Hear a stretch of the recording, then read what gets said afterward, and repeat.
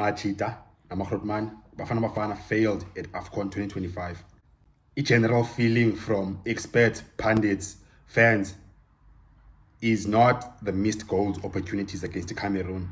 The problems zenzeke before the match, and most of views point to a decision maker, head coach Hugo Broos. Ayifani yenzeke anywhere la way, ayenzeki many times la way tournament where so many views agree on one factor. Hugo Broos, his strength sakhe can also be his weakness. What makes him successful can also be the reason why he fails. The way he operates, his principles zakhe, a double-edged sword. Is Hugo Broos is stubborn, and stubbornness can be helpful until it is not. You can be stubborn and be successful and yenzeke loo nto Hugo Broos until it doesn't work, until it goes against you. Singalibali support channel bafethu, ushaye ulike okanye if eqala udibana channel ungalahli ngophosa uzwe izigrand, ushaye usubscribe. Sileqa u20,000 subscribers bafethu, mocho. And it is always likely, and it finally happened for Hugo Broos. Also, Hugo Broos, another reason USAFA might decide to part ways, bahlukane naye bamhambise. Hugo Broos ubrutal bafethu, siyamazi in terms of when it comes to ususa i-players ki-team, ungapiki i-players, uthetha nge-players ki-media, like ubrutal uHugo, siyamazi. And ubrutal i-performances Bafana Bafana xa ngaperformanga grand, and ubrutal xa yegxeka USAFA, and ubrutal Hugo Broos xa yegxeka i-PSL ne-clubs. Ngoku into ezambuyela okanye engambuyela Hugo Broos is yena ngoku njengoba yena erhayizile ngoku, now that he's made mistakes and big mistakes and costly mistakes, he might need to face the same brutality ke ngoku from USAFA, i-fans, i-pundits, i-players, i-experts. Le video i-opinion Machida. If wena ujonge apha kule video and ufeel ba hey Hugo Broos makahlali, opinion yakho leyo, and you can express it. And Lena, this is my opinion about Hugo Broos. Mna kule video nda explain bafethu. Mna in my opinion, in my video ndithi Hugo Broos bafethu isikhathi siphelile, and ngiza explain further about why Hugo Broos ngoku isikhathi suppose ba isisikhathi sokuhamba kuchintshwe ngoku, it's time for change. Head coaching role eBafana Bafana, i-World Cup is 6 months away. Uyi-head coach arrogant. Arrogance i-justifiable bafethu, but i-justifiable iyakwazi ukuspanela ispane, and ujustifya nge-results, ujustifya ebaleni ukwenza ba mayikusipanele ebaleni. Hugo Broos for ixesha elide ebekwazi uyenza lo way, akakwazanga uyenza lo AFCON. Uyenza i-decisions ezi-arrogant, ezi-stubborn, ezi-aggressive. Xa usenza loo nto fine uyi-coach, mara funeka uzijustifye, uzibhekhe nge-results ne-performances. Hugo khangakwazi ngelishwa bafethu, i-results ne-performance khangazikwazi ubhekha i-decisions zakhe, izigqibo zakhe ebezi-aggressive, ebezi-stubborn, ebezi-arrogant. I-problem ilapho ke ngoku, and USAFA angathatha i-decision uba ufuna i-change ke ngoku. I-tensions between Hugo Broos noSAFA bezikhona before i-tournament. Hugo Broos ngiyakhumbula the day wayi-announcer i-preliminary squad. The first day, I think October or November, i-full squad eBafana Bafana, i-final squad wayi-announcer nge-1st kaDisemba. I think October, November, wa-announcer i-prelim, 50 players. Hugo Broos zange nambona ejiya bafethu. Ngala day Hugo Broos wayenquma, wayenqumile, wayenomsindo, waye-aggressive. And i-problem iphi, and i-tensions iphi, yena noSAFA.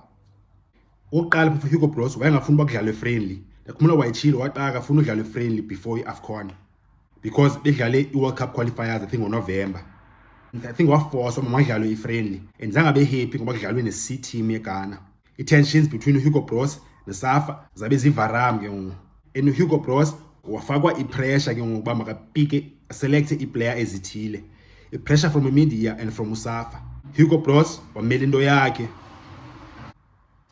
wamele yakhe, wabe engazuzipika ezi-players afuna zipikwe, and then Hugo Broos wanyanzela uba makapike i-youngsters eziyi-2 for bazofumana exposure. Wampika uShandré Campbell plus noTyler Smith, zabe engafuni but wanyanzelwa. Again, i-tensions yena noSAFA zabe zisenzeka. Hugo Broos waya ke-AFCON, first game Bafana Bafana ayaperforma grand, yathola result. Second game Bafana Bafana against Egypt ayaperforma grand, ayathola result. And i-decisions ka-Hugo Broos nendlela Bafana Bafana adlala ngayo kula match yakwatisa yalaqazisa abantu abaninzi. Bafana Bafana after the game edlala neZimbabwe yathola result, ayathola performance grand. Meanwhile italent bafethu abe inintsi italent isingu. Zininzi iplayers eziquality Hugo Bros angakhanga select ayinazo kwiAFCON. Zininzi iplayers Hugo Bros behlele ebenchini khanga zisebenzise kwiAFCON asifaki. Sure icoach wenze results, sure icoach nguye wenze decisions, but i-criticism ne-questions azizuza if you win, if uthole results. Problem yakhe Hugo Bros khangathola results, khangathola performances. Okay, usifumene results but i-performances khangabe grand, and le way i-performances ngekho grand eyaphela egqibeleni yaphela ivela ke ngoku Bafana Bafana indlela ephume ngayo ba Hugo Bros the team khange perform grand kwi-group stages. If Bafana Bafana bekwazile se uperforma grand yathola i-results ne-performances kwaseqaleni, which is Bafana Bafana nayo i-talent yokwenza lonto na-experience yokwenza lonto. I-results against Cameroon bisinoba different. Bafana Bafana bisinowina nale AFCON. Bafana Bafana bisinowina kwi-semi-finals again beki-final. But i-problems, i-damage iqale pha, i-decisions, i-tactical decisions bezisenzeka kwi-first game, second game nakwi-third game. And enye into ebaluleke kakhulu eyenza ba Hugo Bros angavani ne-media, ne-experts, ne-former players, ne-fans, even noSafa. Hugo uphikisa indawo sensitive bafethu, which is i-identity, i-style se-South African football, i-style se-South African player. Ebholeni bafethu lento ayingomanzi amancane bafethu. Indaba ye-style ne-identity, West national team, if ucompromise lonto ustopa i-style identity and then ungatholi result, it's dangerous no way. I-natural talent, natural technique, natural South African players bafethu zi-enterprising, zine-technical skills, zi-quick, zi-skillful. Hugo Bros uyowalimita lonto, and which is the way is serious offense leyo, and khangathola results akasucceed. If succeed awuthole results then bizojustifya lo way, but khangayenzi lo way, uyowafailure, and it's serious offense ke ngoku leyo. Ne-decision ne-behavior kaHugo Bros, Hugo Bros wavele washuba before i-AFCON, ixesha elibalulekileyo before on the eve of i-AFCON, xhoma umbokazi kwi-media, i-young player ena 20. Lo way asiyazi ba i-affecte njani ezinye players. Ezinye players bafethu zingena kwi-AFCON, zingena kwi-tournament, zibona iwenjeyana kuse-Hugo Bros kwi-media, zizodlala njani, zizofila njani.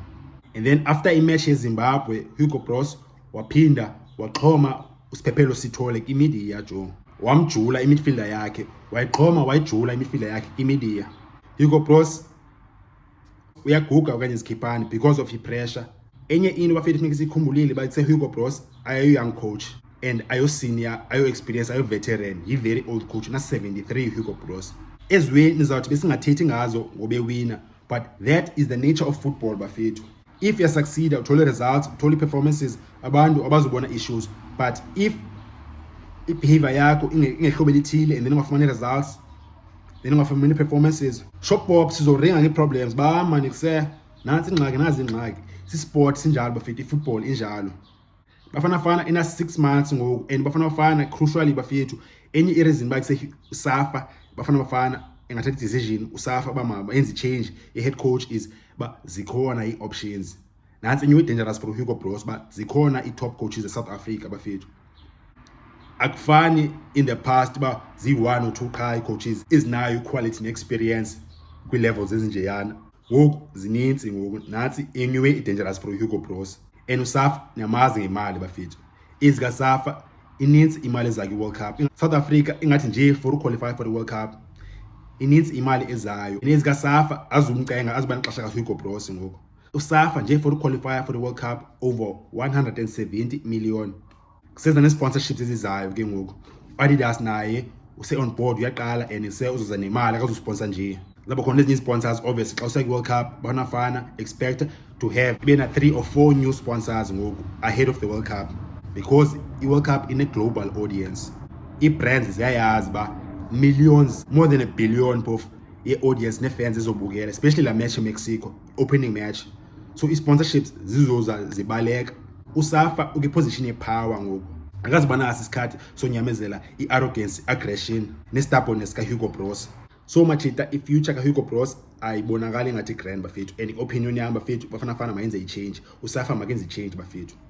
Hugo Bros undisappointile ntswingu bafethu, and i-opinion yami le bafethu, nani ngachaza i-opinion zenu.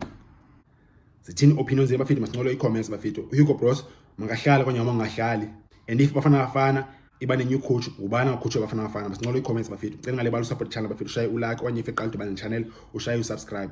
Moja bafethu.